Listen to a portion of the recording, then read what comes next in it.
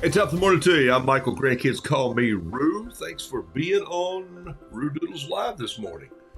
You are in for a treat, not because of me, but because of a guest that's joined us this morning. I'm overexcited actually.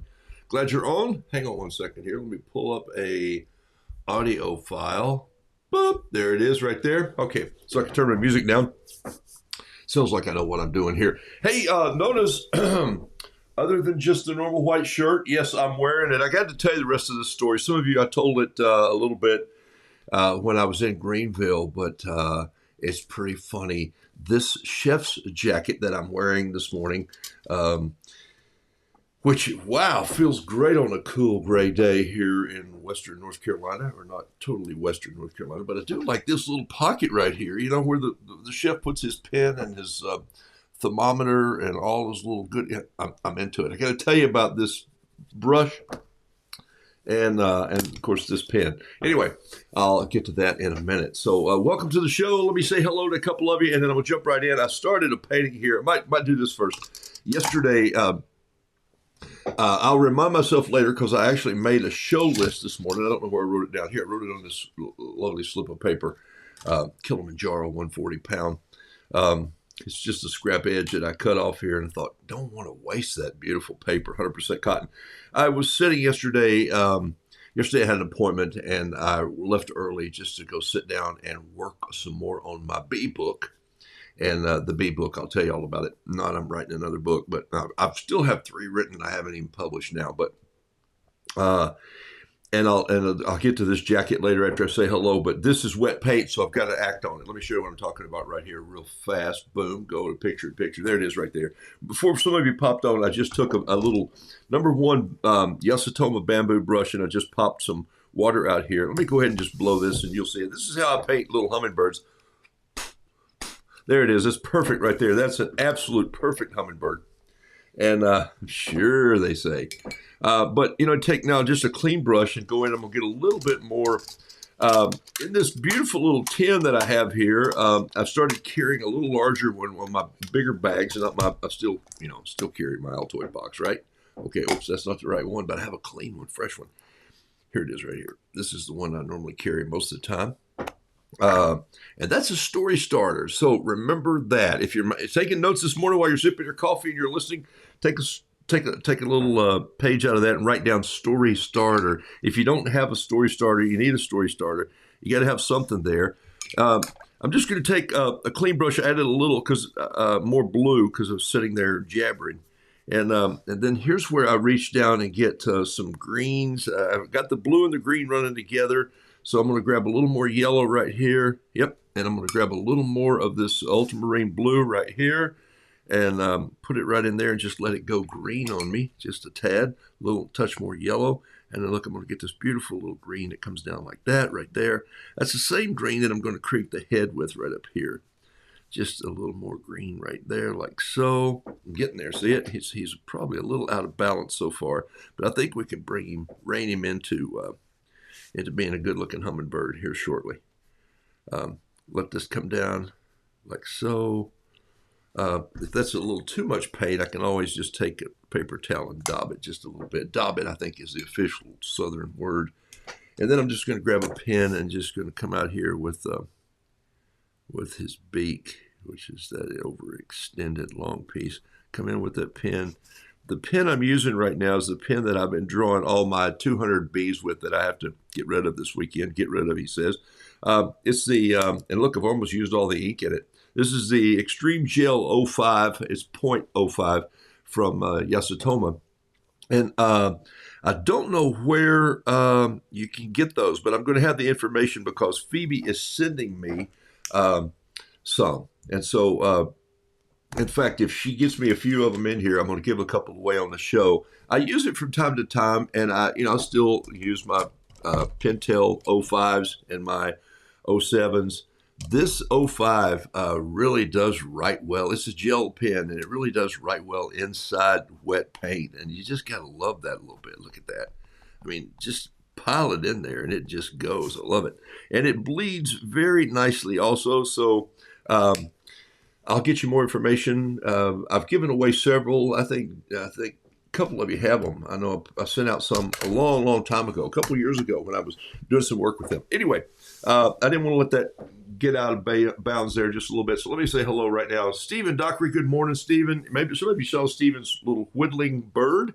I have a friend who has a little cross like that is smooth, and it just fits right in your hand like that, and it is a fidget tool, you know, and so for me, it's just an Altoid box, Stephen, and I whittled this one. No, I'm just being silly, but it was really cool. I loved it very much. A lot of hand sanding on there. That's fantastic. I hope you're doing well anyway. Stephen's been on the show, been a friend for a long time. Wade DeWaters, watercolors, I always love that. Wade, glad you're on the show. Dorothy Beasley, Beverly Schmidt from Greenville. And, or is it out? Yeah, it's Beverly, I believe, is in Greenville. Alice Durham, Jennifer Yentz, Jim Jones, Gene Anthalzer, Donna Buckley, Mark Langston. I appreciate the Ikes coming my way. And I'll just tell you the story. Mark is a long, good long friend. Old, he's an old friend. Mark and Billy, two of my dear friends, used to make me look good. Well, as good as I could look back in the days when we were traveling around and I was doing some singer storytelling stuff, and they really were the musicians. And I would always say, and then they got to where they said it, he's just going to do the Neil Diamond. That means I just held my guitar and they played. I mean, why would I play when I had those two guys in the room, Mark on guitars and Billy on piano? And so, but years ago, Mark, I had painted a Joseph a coat of many colors on a rooster, and Mark wanted it for his daughter. She had been in the play, I think, and he said, "What's it going to cost?" I said, "Well, friends and family, you know, it's going to cost you 5 little Georges, but I don't want green bills. I want 5 Ike silver dollars from the 70s." And he goes, "Where am I supposed to get those?" And I go, "Not my problem." And I've been carrying this one. This is a 1972 since that time. And I think that's probably been, I don't know how many years ago. And then since that time, Mark's purchased a couple other $5 paintings from me. And now I've got 2 or 3 silver dollars coming in from him, and they're going to my grandsons. My son's already carrying one, and Carol's dad carried a silver dollar. My dad carried one sometimes, not as much as Carol's dad. He carried it every day. And so I've been carrying this one. And, you know, it's amazing, the new generation today, Generation Z, you put this out on the counter and they go, "What is that?" And I go, "It's $1. And I go, $1? But it's made out of metal." Yes, it is. It's what I call a story starter. See, I just used that again. So if you haven't written that down yet, I want you to write that down, story starter, because it's really important to something that I believe watercolor can and will become. All right. So, Mark, glad you're on the show today, buddy, from Colorado. Yeah, it's still dark. Pat Brooks, blessings to you, my dear friend. Glad you're on. Janetta Dobler, glad you're on the show. Karen Binder-Bender. Karen, you saw all the comments on your gate that you did. You know, sometimes people will cheer you in a direction that they see a talent. So I loved it very much. Andy McBean, thank you for being on the show. Linda Schleitning, Karen Pikert, Denise Albright, always a pleasure to have you on the show from way out in California. My wife just got back. She was, let's see, in Napa for a few days, and then she went down to Monterey, and she went up to Pebble Beach, and the photographs are just phenomenal. She was the program director for 3 of her friends who were traveling out there before or 2 of her friends with some business. Another friend came in from Colorado. Sheila Ruby, thank you for being on the show this morning. Glad you're here. Margie Carnahan, glad to have you. Let's see, Becky Bailey. Becky Bailey is, I can't see that little icon that you've got there, but it looks like some little buildings. Those are great if that's what they are. Sorry. Becky paints sometimes from the syrup. What do you call it? Well, you have a syrup cabin, syrup lodge, syrup. I don't know what that is. You'll have to tell me what that is. What do you call it when you're out there in the syrup house? Yeah, maybe it's the syrup house where you make maple syrup. Maple syrup. Laura Ann, thanks for being on the show. Trish Brown, Pat Lightbody, good to have you ladies on. Sue Kane, always from down under, way out there. Beverly Bailey, Kelly Berger. Glad that you're on this morning. Fern Skelly, Lana Leonard. I love that. Thank you. Uh, John Robert Small, always a quick howdy until he goes and runs off. And hope you got all your chefs cooked today. Uh, I'm wearing mine, and there's a reason for it, just for this morning, actually. But it feels really heavy and good. I like it. It's the best heavy white shirt I've had, but it's kind of a jacket. It actually fit, and I paid $4.75 for it at a thrift store, brand new. Still had the tag in it, and I got to tell you, it's a story starter. Okay, so that's 3 times I've used it. Kathy McCreary, glad you're on. All right, here we go. Skeeter Pal, hello. I went down to paint with Skeeter's group, and some of you saw this jacket then, and I just picked it up and thought, oh my gosh, I'm going to wear in a chef's coat.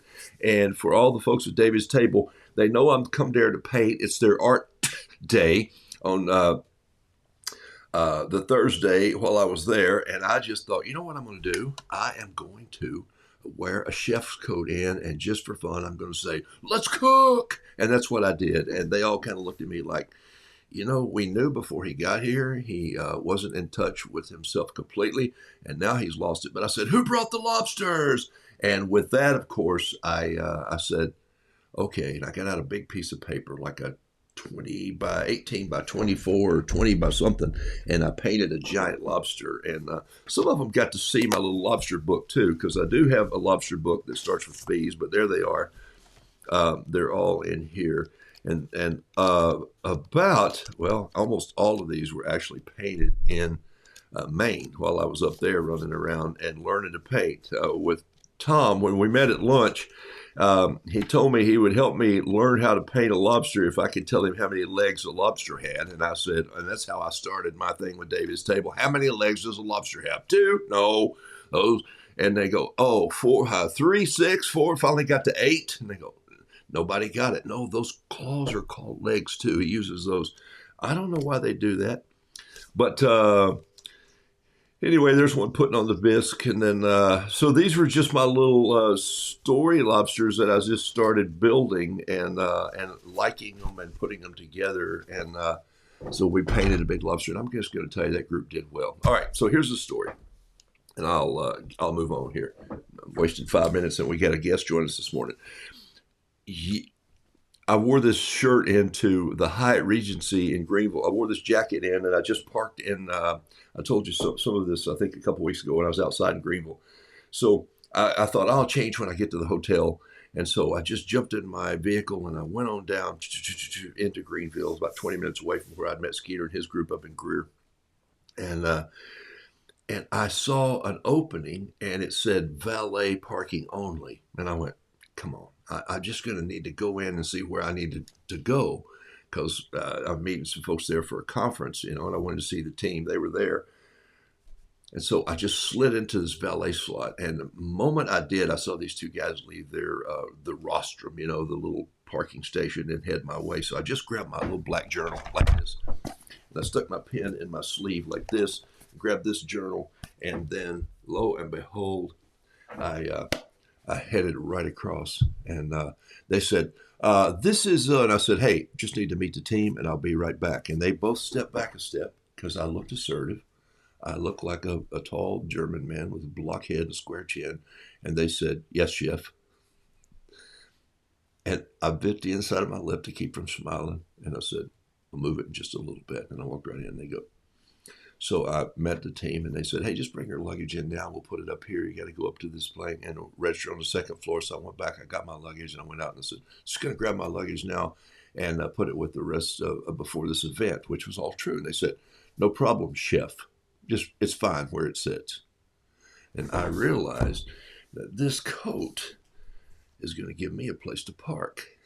And it was funny. And then I felt bad because I thought that's kind of dishonest. And I wasn't going to stay there the whole time anyway. But I took my stuff up to my room, and I came back, and I walked out, and I got in my car, and they said, thanks, chef. I said, no worries.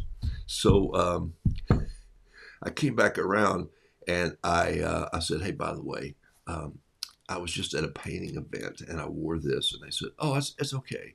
And so I just wanted you to know. And so I got in the elevator to go back up and change clothes. before I registered, and these three ladies were on the elevator, and I said, "Hi, ladies, where's home?" And they said, "Maryland." And they said, "How about you, chef?" And I said, "Wow, it must be the jacket because I really think like an artist." And they said, "What?" I said, "It's a long story. Tell you later." And so the point is, I sent a picture to my boys, and I said, "Hey, here's the thing. If you're in a hurry downtown somewhere and you want to find a quick place to park, just slip on the chef's jacket and just pick up your black notebook, stick the pen in here, and say, 'I'll be right back. I got to meet with the team. You had a good lunch today?' And they go, 'No, chef, but we're working on it. Thank you, chef.'" And so it just hit me funny. And so it turned out to be a good story. You may paint a lobster in a chef jacket. Chefs are artists too. Yeah, and Janetta, that is the route I took if this story developed, and it did over the last several days. It took on the fact. And so today I'm painting out of it because I don't care if I get paint on it. I did find something, though, that I didn't know. I was coming out of the hotel, and I'd been parking in their hotel, and, they charge you to park. We're staying here, and I have to park, and then you're charging me to park. I don't get it. And so, but anyway, the paying it wasn't outrageous parking. It wasn't like $45 a night like it is in Washington, D.C. And so, and I didn't have my chef's jacket then, so this is new. I'll try it there. I'm going there later this year. And so the thing was, I couldn't find my parking ticket. I went through my wallet, I went through my car, I went through everything, and I just went, come on, they're going to charge me like, a week stay. And I just went in and hit lost ticket, and it said $7 and you're out. And I went, oh, okay. And so it wasn't until this morning that I put it on that I found my lost parking ticket. It was in my pocket the whole time. All right, I think I can throw that away now. All right, here we go. So yesterday, while I was sitting at a table, this little girl was sitting there. She was doing her homework. Her mom was doing homework, and the dog was doing homework, which reminds me of a great dad joke. The dog had to be the smartest dog I'd ever seen because I asked him, "What is 5 minus 5? You know what the dog said? Nothing. All right, here we go. Today is the 1st of November. Yeah, and I always give away a painting. And so I get to give away one of my favorite paintings. And so here's what I'm going to give away. Ready? I love painting this little painting with just black ink. And so I'm going to do it right here. Sheila Ruby, thanks for being on the show. Yes, you have a chef's shirt. No, Lorianne, this is a chef's jacket. I mean, it is serious. It is thick and heavy, and I'm loving it. And it's giveaway day. You're right, Denise. So here it is. I love doing this little. I love doing this little rooster, and he's the one who makes me laugh. He's kind of a rooster that I started with many, many years ago, and he's just like this. I'm not going to put any more in there but this, like this. There's enough of the foot right there, and then I'm going to put this foot coming down just like this. Just a real quick elbow out there. I think that's the rooster's elbow there. And then we'll let the rest of it just happen as it happens, okay? And I will use this, and this is how I've been doing my ground here lately. Take a look at this. I'm not going back and forth. I'm just going one way with the hatch marks. And then I'm going to come underneath and turn it just like this vertically, pull it out to an angle, and bring it back around this way, like so. And then I'm just going to do a little cross hatch at about a 37.5 degree angle. Like I really know what that was. I just said that. You know me better than that. Okay, so there we go. Put the thumb on there, right there. Put some, and I'll do the toenails a little later. And then I'm just going to paint this with the bamboo brush. So honoring my friends at, of course, Cheap Joe's this morning because I talk to them all the time. And their store is back up and running in Asheville. All their staff is okay. They're letting people in. The last week they were letting people in. Maybe some of you are catching that. You follow them online, letting people in slowly, and because it's really got some serious damage. And the area has no place to park. You have to enter from another way. I mean, they were probably 150 yards from the river. And so because it widens out past them, because I've been on that part of the French Broad several times in Asheville, and they're coming down. The way the gravity is there, it starts running down through toward the Arts District, and that's what really got pounded. So they're not in the total Arts District. They're just on the road going into that, and so they're fine. The store's back open. They are families. Some families were displaced, but nobody was injured, and so All right, so here's what I'm going to do. I'm going to take some clean water and this #1 Yasutoma brush right here, and I'm just going to start adding some water in just like this. And I'm not trying to paint perfectly. I'm just adding some, hoping that I'll get some, what I would call, and I'm doing this quickly because I got a guest that's going to join us this morning, and we're going to carry on with some story stuff. And I'll tell you about my bees that I'm doing here in a minute, but I'm going to paint this real quickly. And all right, so here we go. So there's some water in there just on this paper. And now what I'm going to do is that I've made sure that there's some, I'm looking at it kind of sideways this way. You can't see the water yet, but you're going to be able to see it here in just a second. And I'll tell you why. Watch this. When I open up this jar of, excuse me, this little bottle of Sumi ink, which is just a nice Asian ink, I'm going to take a little and put it on my brush, and then I'm just going to drop it and touch my brush to it. There it goes right there, and touch it there and touch it there, and I think that's going to probably paint itself. Now, I've left the brush in here because I want some darker slices up in here, so I'm going to bring some of those around like this. Look at that now, and I want a little piece down here. So you can see where the water is and it runs, and you can see where there's not. I'll get a bolder stroke with this ink. Don't you love doing that? If you haven't, why not? And by the way, when I paint at places and I do this, that's a story starter. And you may think, why is he on this kick of story starter? Here's why. Your art and what you're doing in art should be linked to everyone in the universe if you give them an opportunity to ask and you tell them about it. And if you don't know, figure out what it is that you want to tell them and do that. And I'm going to put a little black up in there, and I'm going to go and get some, I'm going to drop in some colors just for what it's worth. And I'm just going to use my regular, yeah, I'll move this one over here, and I'll just use this. These are all American Journey colors, so I'm going to pull in some American Journey here, and I'm going to give this a shot of water just to wake it up. Yell at it, wake up. Okay, and then I'm going to clean my brush out, jump it in here into the red, and I'm going to come in here and just touch the red right in this, and I don't want a whole lot of, I just want accents here. And I'm going to come in here and just do a little red right in the wattle. I did the comb. I'll come down here. I'm going to do a little spot right there. And then I'm going to grab some gamboge, which is my favorite yellow. And I'm going to grab a little bit right here. I think you can see this coming in. And I'm just going to put a little there. And then I'm going to grab a little bit of red on this and just come in. That's too much. I'm going to grab, let's see if I can grab some yellow out of there, and a little red out of there, and make myself a little color. See, out of there and out of there. And to make myself a little bit of color for the feet. I wanted them to go just a little more yellow than that. So I'm going to come in here, grab a little red right there. This is really fun to me when you allow your painting to be your palette. There's just something about it that most of us don't think about. We think, oh, I got to go back over here and I got to mix something. I got to do this. No, you don't.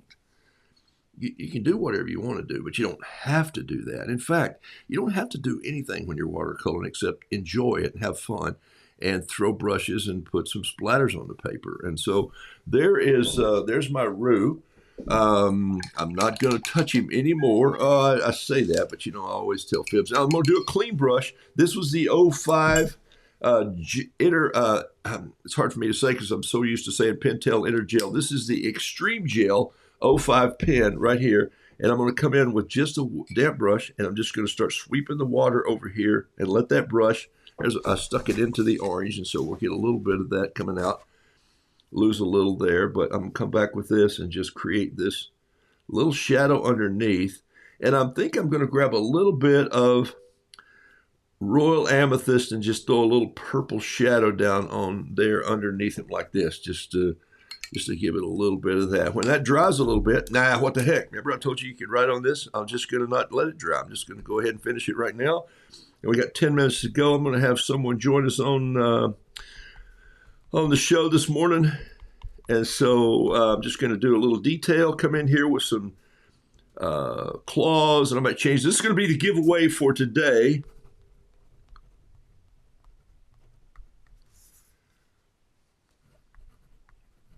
Create, I'd use the word create instead of start, a story.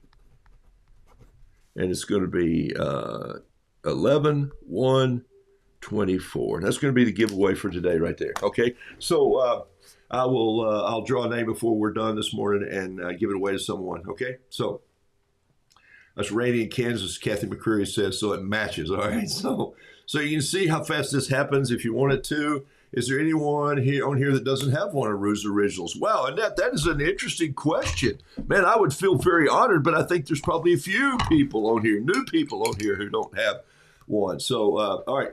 So, my daughter is joining us. I'm going to put her in the green room here for just a second. Let's see if this comes in. Let's see if she's here. Hold on one second. Did I bring her in or did I? Oh, there she is. Okay, so she's in the green room. She can hear and see me, but I'm going to go live to her in just a couple minutes. We're going to talk about a project she's been working on. Until that time, I want to show you one more quick thing that I'm doing, so that'll take a couple minutes here. Arin, if you hear me, give me a thumbs up. I can see you, but I can't. Okay, that link was really long, so I want you, if there's a way to have a link ready to share on my show this morning somehow, if you could do that, that'd be great. A little later this morning. We could talk about it then. All right. I don't have one. Shula Ruba says she doesn't have one. All right, so here's what I wanted to tell you. This was going to be the giveaway today, so here's what I'm going to do. I'm going to slide it off on this paper right here. Let me slide this off so it doesn't change the flow of it. Oh, so there it is. Slid it off on the, this is what I painted it on. Kilimanjaro, 140-pound cold pressed, boom. All right, I think it does need one little thing here. I'm thinking it's going to need a little sky. So let me just give it a little bit of sky here just for a second. I'm going to use the pen as my hammer and just do a little bit of blue. Oh, that's just fantastic. Okay. All right, and that's why I have on my chef's jacket. See, I splattered it all over myself. Okay, that's my first soils on my jacket. That's not the real reason. But I wanted you to hear that story. All right, so I was sitting there painting bees yesterday. All right, perfect. Thank you. All right, here we go. So I want to show you where I've gone so far. Now, you know, I've been painting 2,000 honeybees, and they've all been just about like this size right here, or is it more this size or this size or this size or this size or this size? I'm not real sure which size it is. And I just dropped about 2 dozen in the floor. Let me get those and clean them up. And this is why you should give away art. So it's the 1st of November. I'm giving away art, and here's why. I was sitting at the bar painting, having my sweet iced tea, no ice with lemon. So I guess that's just sweet tea with lemon. And a gentleman and his wife came up, and they sat down, and they said, "What in the world are you doing?" And I said, "What are you doing?" He said, "Well, we're coming to get a drink." And I said, "I'm drinking tea. I'm from the South." And he said, "Well, I'm from, I guess I am too. I'm from Arkansas." And I said, "Well," and he said, "What is that?" And I said, "Well, it's an Altoid box full of my colors because I'm sitting here painting." And he goes, "That's unbelievable."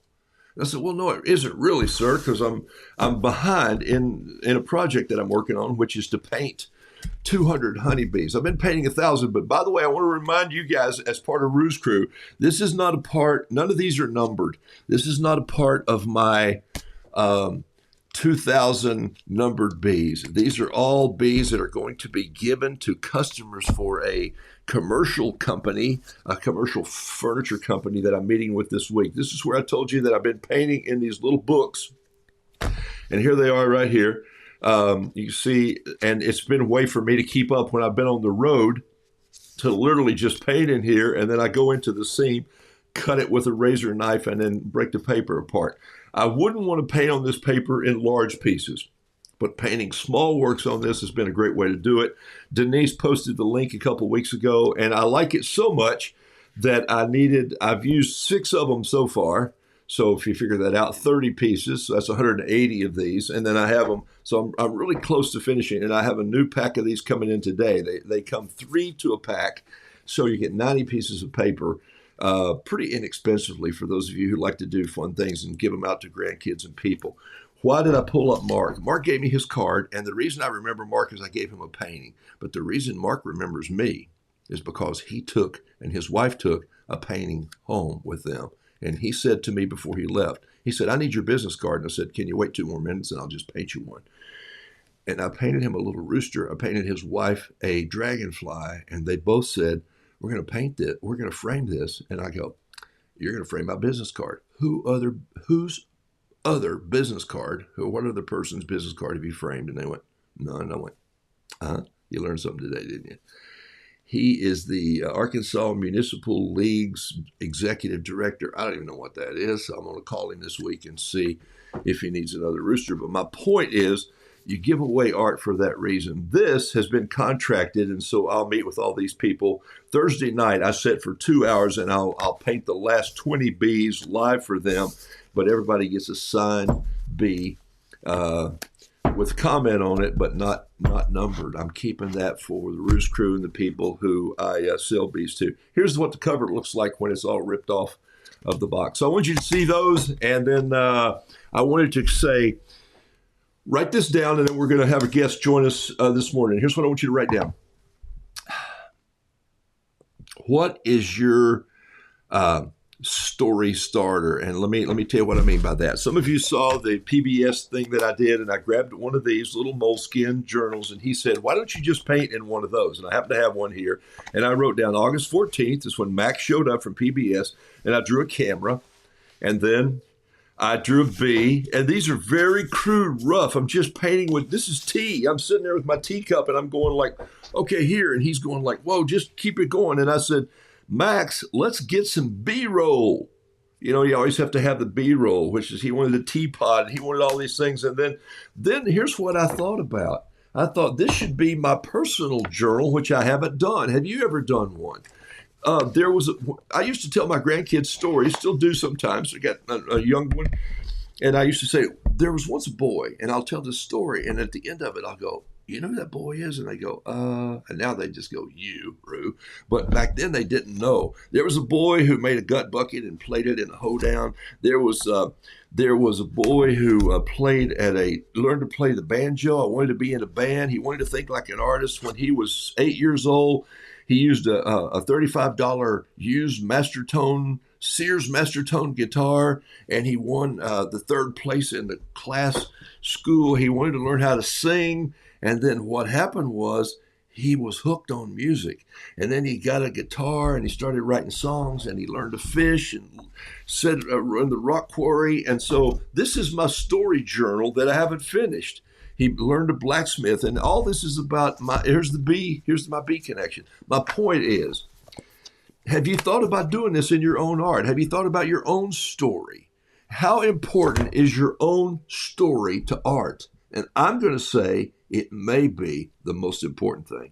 It's going to help you develop your visual voice, your style, your connection to other people, your story starters to carry on and move your art. And I'm not talking about just selling art, but I'm talking about if it turns into a sale, God be praised. If not, you at least learn how to tell your story better and share that connection with someone else. Now, use that thought and go back 40 years to my daughter. And when she was coming through school, and she and just a little child who could walk, we would walk through the trails where we lived on this property in this camp, and she would find mushrooms, and I would take photos of them. And the sadness is, during the move, I don't know where all those slides went because I was shooting slides at the time. Someday I hope they turn up in one of my old boxes around here. My point is this. I want her to join me this morning in the out of the green room. Her name is Arin True, G-U-T-H-E. It sounds like the cheese. But she has True Cotton Art. Some of you know her, but she has launched a new product, and I want to tell you about it this morning before we finish this show, okay? If there's anybody who ever thinks like an artist, it's this person right here. Let me see if I can get her on the right-hand side of this. Boom. Hey, dear, how are you? Good. I'm sleepy. Good morning. Listen, you may be sleepy, but I'm going to tell you there's about 5 people on this show that tune in either from Colorado, Oregon, or California. So it's just 5:30 out there, or 6:30 now. So they're sleepier than I am. They are sleepier than you. Let me see if I can change this interview page. Hold on one second. Oh, there we go. But I want another headshot. Let me see if I get a headshot so it looks like I'm looking at you here. and I think it's going to be this one right here. Oh no! Now let me put you in there. I know how to do this. I think. It's all right. Why did that not do that right? Let's see. Interview page, and I'm going to put you on the right. Boom. Oh, There we go. okay. There we go. All right. Ladies and gentlemen, make welcome my daughter, Arin Gouda, and Arin Michelle, as I knew her, and Arin Michelle that we sat many times in front of artwork and computers, and we would rewrite stories over and over and over, and now she writes these stories that just blow my mind. I'm not saying that just because I'm trying to make her feel good. They blow my mind. Denise says I'm sleepy too at 6:30 here in California. So, all right. That's awesome. So I don't know if you can see their comments. So we'll ask for questions in a little bit. Okay. Arin has been working on. This goes back to 1985. Some friends that we had called the Carlsons gave us an Advent book, if you remember it. Your mom's probably shown it to you. And Carol says, we're going to do Advent. And I'm going like, okay. I grew up in a church that celebrated Christmas. I don't know what Advent is. And by the way, take a drink with that coffee one more time and let me see the ring you're wearing this morning. That's bigger than your cup.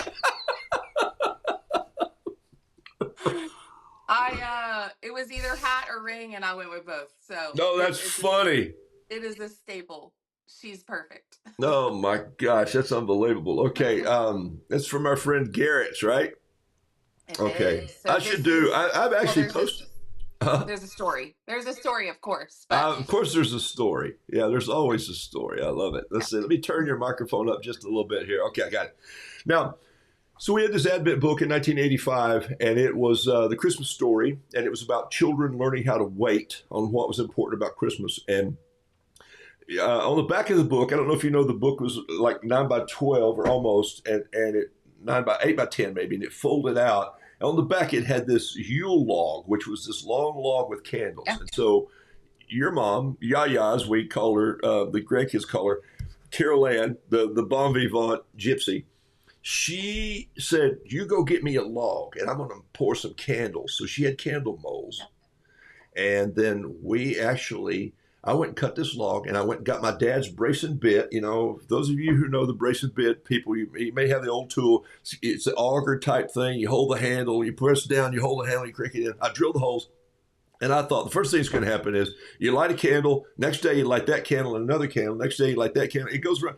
By the time you've gone through Christmas, this thing, you need a fire truck sitting close to your house because this thing is like 6 feet long with all these candles, and it's just like you're going like, and I'm going like. Could we do it outside? Because this will kill us. So anyway, your mom always wanted to write an Advent book, and then you came along and wrote an Advent book, and then you did Advent cards. And some of the folks on Roos Crew have your Advent cards, but this year you've changed it up, and I want you to tell folks what you did, and then I want them to hear about it because I just think it's too great a story not to share. And I love having people on. When a few months ago, when our dear friend Alan Levi was on here and told us a story about his book, it just made a major difference in a lot of folks' lives. So bring it on. So thanks for having me. You're so welcome. This is fun. I'm excited to talk about this. I would say probably I was nodding my head where you were talking about small things. And I mean, my desk is full of very miniature paintings and like ferns. It's still in my bones, picking up tiny stuff out of the forest. Um, and I think anytime we can connect the things that we love to the ways that we create, and that way that spills out into the world, is really what I feel like we're called to do as human beings. And I don't think it means that it always translates into like an actual visual art. I think this can be the ways. I mean, we could talk about this for, it gets philosophical and deep, but I think it's how we take up space in this world, very much impacted by the things we love. So that spills into my art and my heartbeat as a business. So this is the 14th. I keep losing count. We'll just call it 14. Wow. 14th. This is your 14th Advent project? This is the 14th Advent. So the very first year, I actually wasn't True Cotton yet. So I gave it away. I didn't even finish the art. So everybody got a partial set of Advent, and it was a free download. So growing up doing Advent, Advent means the coming or the arrival. So expecting something significant. And so I think the impact for me was this season of anticipation leading up to Christmas. So Advent in the Christian church is this season typically there. I do December 1st to December like 28th. So I Hmm. say the month of December because Advent, when it starts, it always changes Hmm. each year. So keeping it consistent. But this, I wanted to find something in a season that's typically, at the time, I had a very young family, 4 kids, I think under 6. And so Oh, it was like, how do we get into a place where we participate as a family, we think about Christmas in a different way?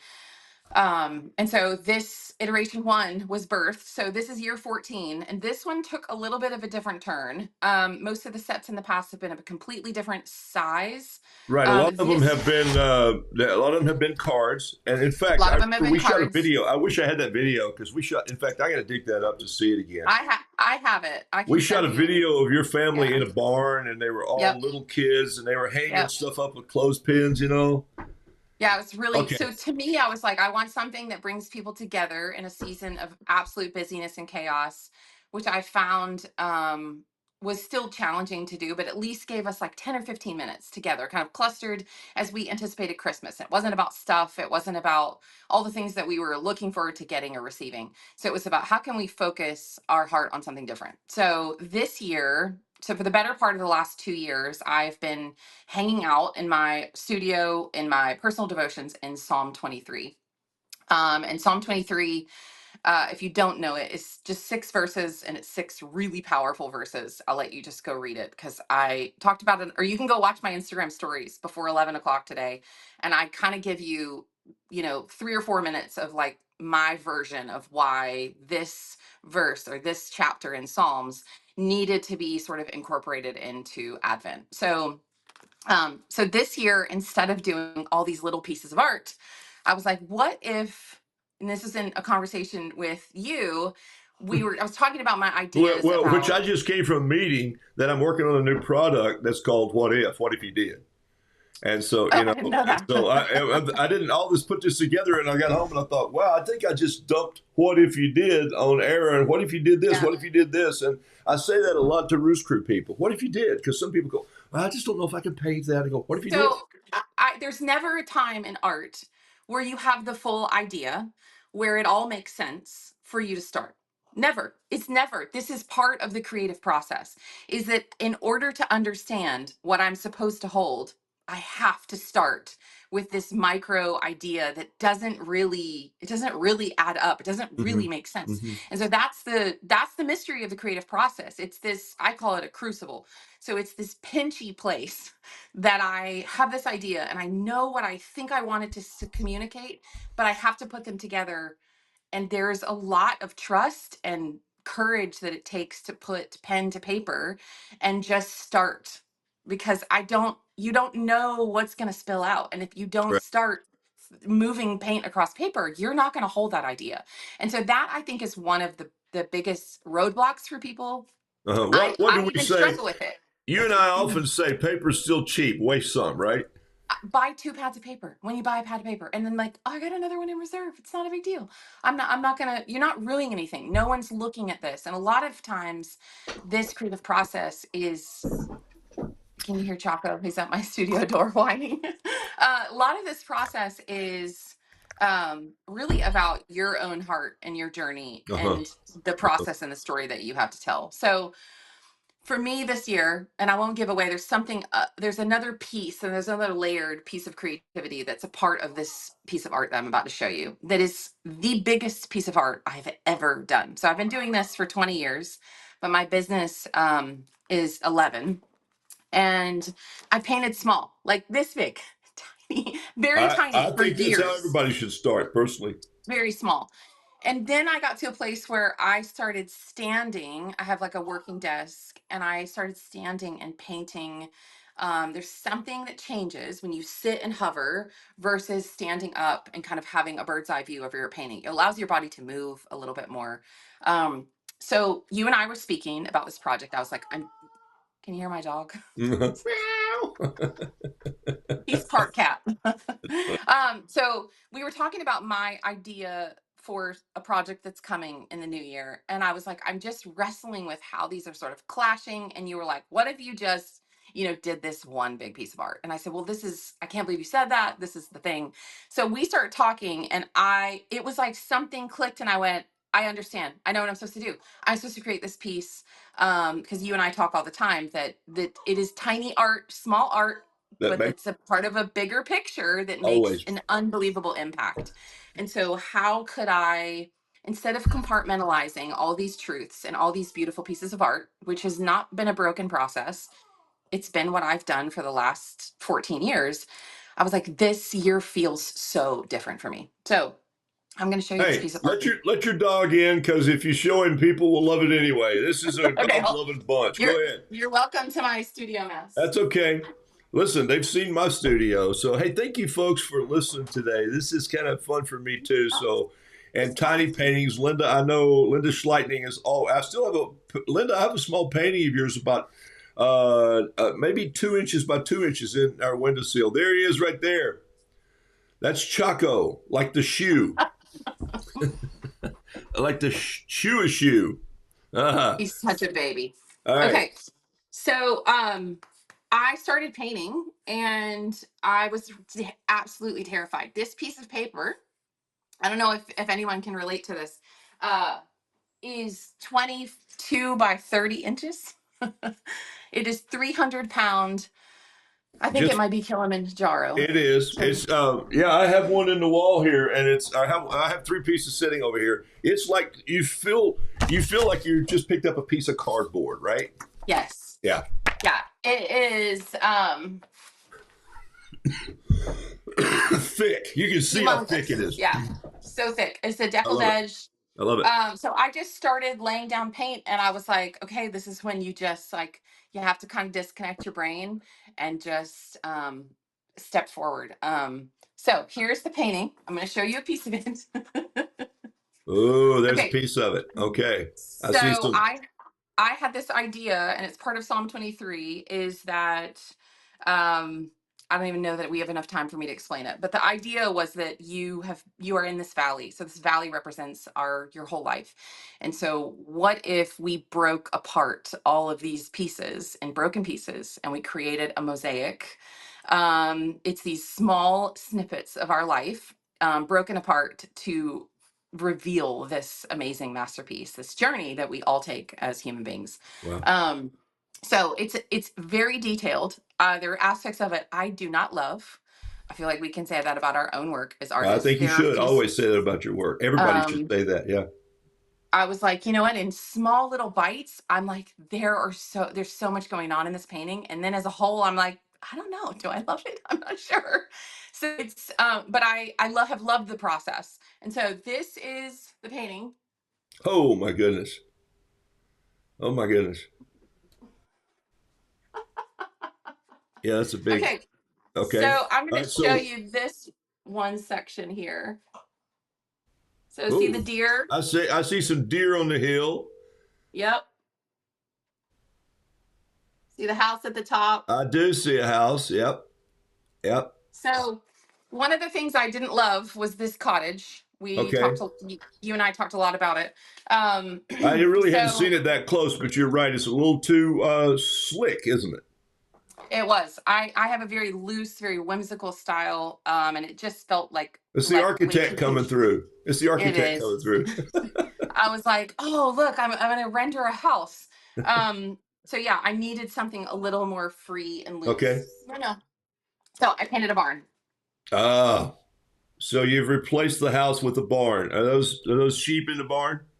They are sheep in the barn. Of course they are. Yes, Okay, they I are love sheep in the that. barn. Okay, so here is the piece put all together. So this is actually Advent this year has gone square. So this is a little product How wrap that big goes is that? around. Huh? It's five How by five. 5 by 5? Five Okay, by fantastic. five. And so here's Love it. our nod: gather, light a candle, Read read together and together and pray. pray. Okay. Yep. All right. So that's So our weight. this, yeah, this Okay. comes open here. Oh wow. So this is the sort of inside of the product wrap. So here's that section that you saw, that Oh house yeah, on the hill. okay. Wow, There's a isn't it pathway amazing when that you cut winds that up? all down into the stream. Mm.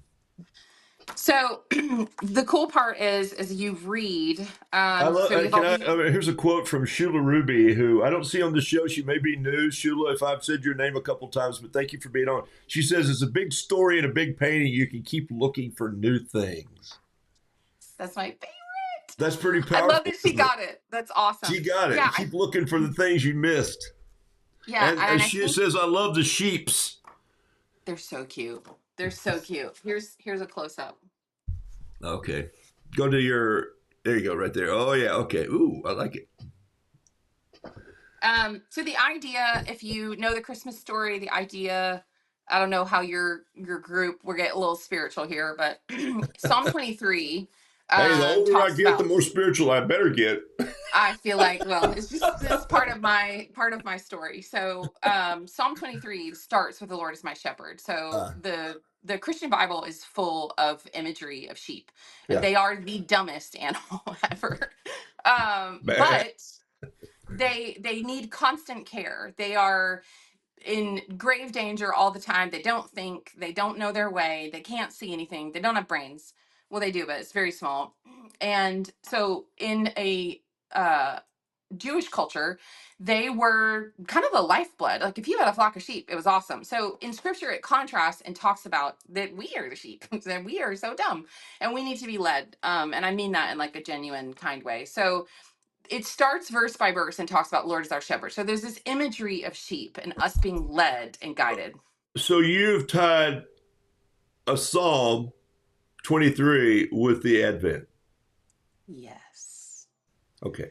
Yeah. So so the cool part for me is if we look at the Christmas story and we look at um Jesus and who he was intent, who he is. I don't say who he's intended to be, who he came for.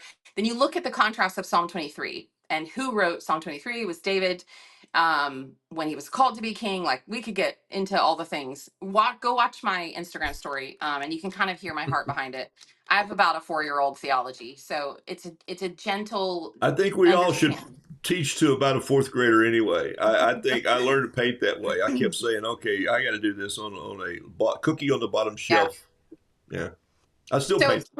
for me, my part of my story is I could not sit down and read the Bible. I was exhausted. I just was irritated with myself that I couldn't have the attention span. And so I started painting scripture in my way of sort of having a contact and connection with God's word. And I was like, oh, this is so much easier for me to remember. So then when I began to paint and paint and paint and paint, and this is like a decade before I ever started my business, then I was like, wait, could I turn this into something? And so then I started selling prints of my work that was scripture. So that's kind of the underlayment. This isn't just, I'm not a visual artist. Like I am, um, I don't even know how I describe myself, but I am a whimsical mixed media artist who took my own personal struggle and turned it into work. And then I began to sort of dump that out and share it. And so it's turned into, I have a heart for product development. It's turned into these ways that get conversation happening in small groups in the walls of your home. So this year to me, after the last couple years of my life, looking at Psalm 23 and the intricate detail of the Lord is my shepherd, so I have all that I need. I'm constantly protected. It's a really cool psalm if you don't know what it is. But the contrast of that with the story of Christmas. So Cool. you will wander through So, that. So I these are love the the fact that pieces. you just went boop, put them together. So, Yeah, so uh, they're all broken apart. So okay. this is the actual set. Um, well, this is Ah, not the actual set, but wow. you see the sky, you see all these little bitty pieces that when put back together, there's the barn. Yeah. So you've got the new Oh, barn upside in down. there. Yep. I can't do So, this mirrored. what's on the back of these? Is there something on the back? So on the back of Ah, each one, you so there's a have, reading that goes through yeah. the. Okay, perfect. So you've got a Oh, reading, and then this okay. is your, no, I can't do the backwards. This is your Psalm 23 reference. Each Yeah, day I you can read it from here. It's great. kind of a nod back to that. And then Wow. there's a fun little thing that I don't have that comes with each one. Um, it'll come in this little bag, and it's a Oh. little it's a tiny little Oh. lamb. A little lamb. How big is it? Come on, you're sending a lamb out with each one? Oh my gosh, He's really? like he's like an inch. It's micro. I love it. It's very That's small, fun. but it's this visual Wow, this thing understanding. is taking off here. This, all right. Yes. Okay. Yeah. It's really cool. So there's 30 cards total. And it's December 1st through the 28th. I think you've got 28 days of reading. So we hit Christmas Day and then we begin All talking right. about how we handle the Okay. next year. All right. Let me ask you two business questions, and before we go, one is, how can people? How's the best way for people to find you on Instagram, or is it True Cotton Art? I'm True Cotton Art on True Instagram. True Cotton Yep. Art. True Cotton Art on Instagram. And then it's Arin. If you have a hard time Mhm. finding it, it's not Erin, it's Arin. We named her Aaron, like Aaron, mouthpiece. And Yep. and then in school, well, that's what his name meant. He went with Moses because Moses couldn't tell stories and Aaron could. And Right. so we named her Aaron.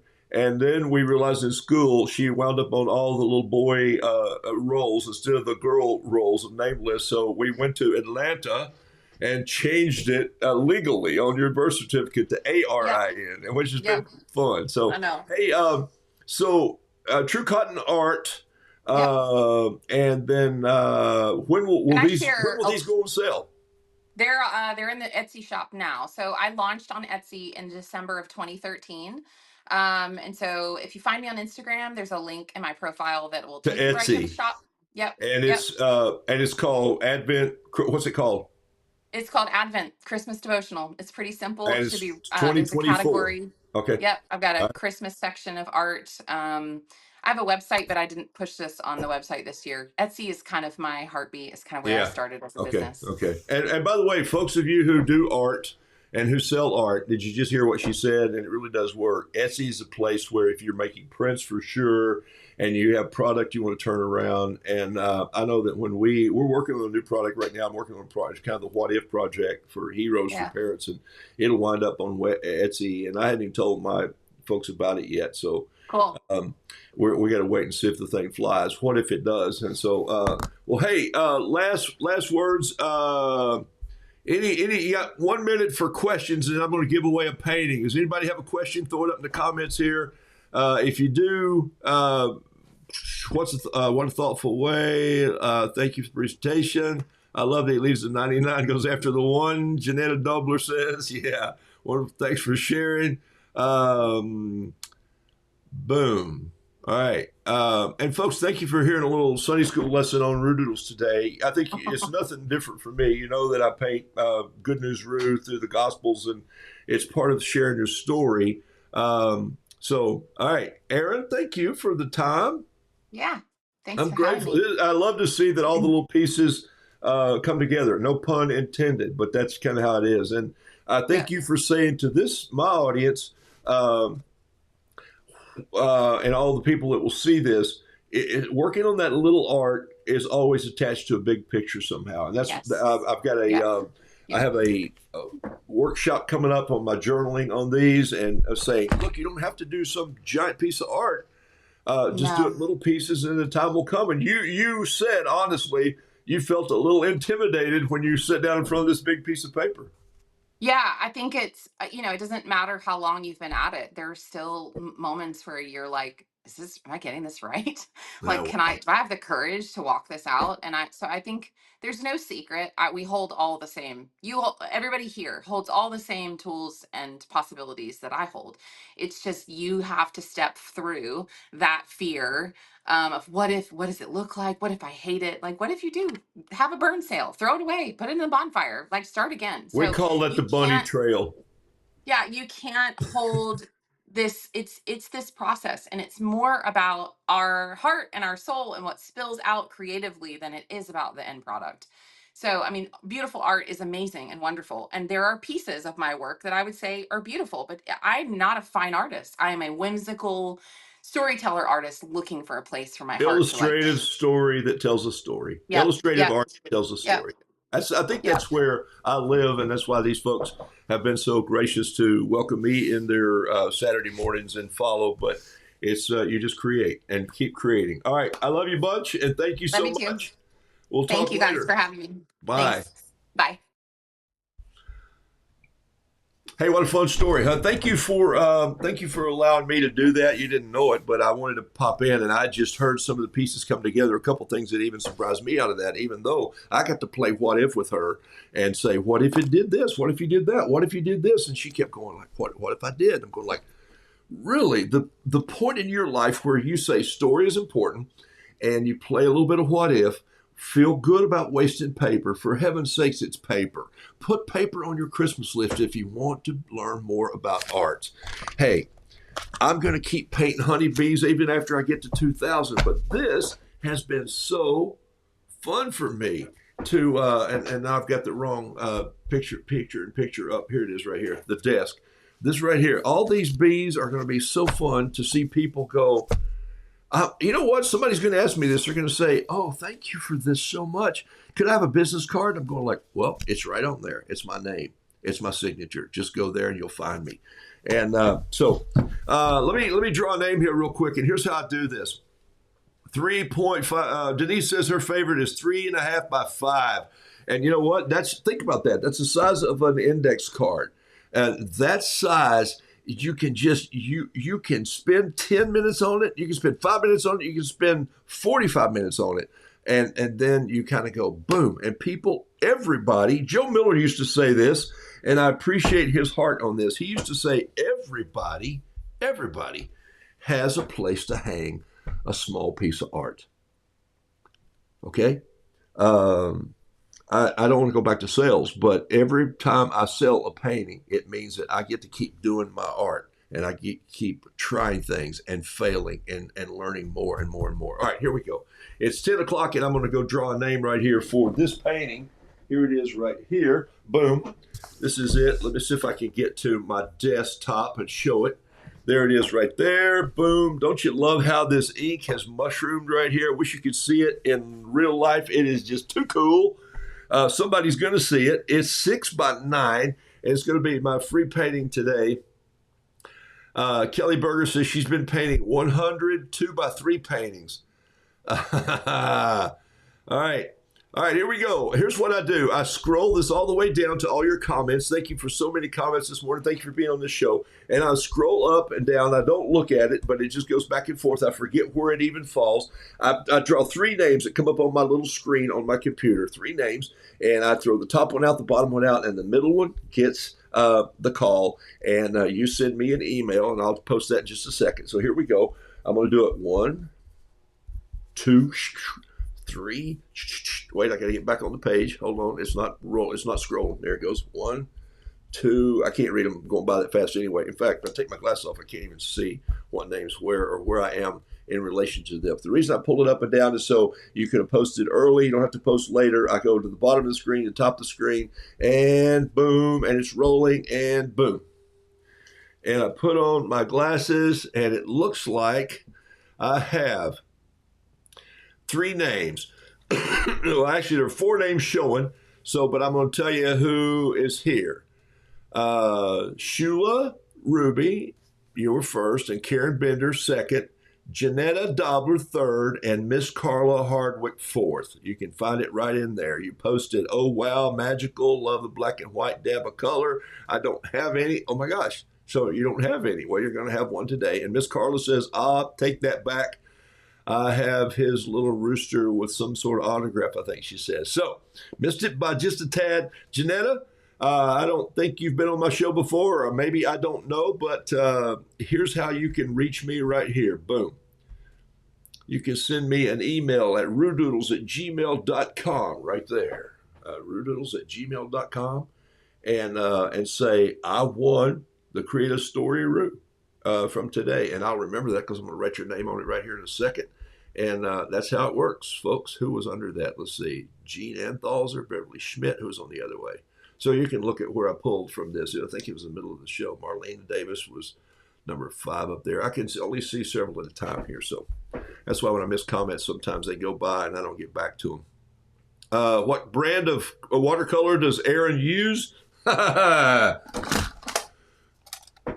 American Journey. Right there it is, right there. Cheap Joe's Art Stuff. She uses American Journey. She and I both, in fact, I got to tell you this. I gave her her first pad of Kilimanjaro paper that was, the ones that we both use all the time is the 5.5 by 10 called the Paint Book and bright white. Now, on her paper, she prefers, but she does love painting on 300 and 140 pound when she gets to it. But most of her flowers and all the things she does, her inspirational stuff, is done on Fabriano hot press. I know Chris Whitaker paints on that. Several of you do that. But we both have just stuck with Cheap Joe. We like American Journey paints and brushes, and then of course today I used Yasutoma's brush, and I used their pen. So all right, so here we go. So I'm out of here right now like a herd of turtles. And Chris says, I love American Journey paints. They are light fast. They move really well on paper. The pigment is heavy in them. If you really want something bright, you can back it off. They really are in the middle of price range. You don't have to pay the top end for something that you say, I don't like this anyway, I'm gonna throw it away. You don't have to do that. All right, blessings to you all. Glad I could be. Ciao for now, Tissy Chambers. Thank you for being on the show right there from my old high school in Knoxville, Tennessee. I didn't own the high school, Tissy. In fact, I think I graduated 412, but I think there were probably only 413 in the class. I'm not sure. Hey, I'm out of here. Paint something else today. I got to go paint another 30 bees, okay? I'm going to make it to my to my 200, maybe before I go, so I can just have fun while I'm there. I'm out of here like a herd of turtles. Got to have an orchestra. For those of you who are joining me for the first time, this is my send-out orchestra. You know how big shows have a playoff tune and all that, an overture?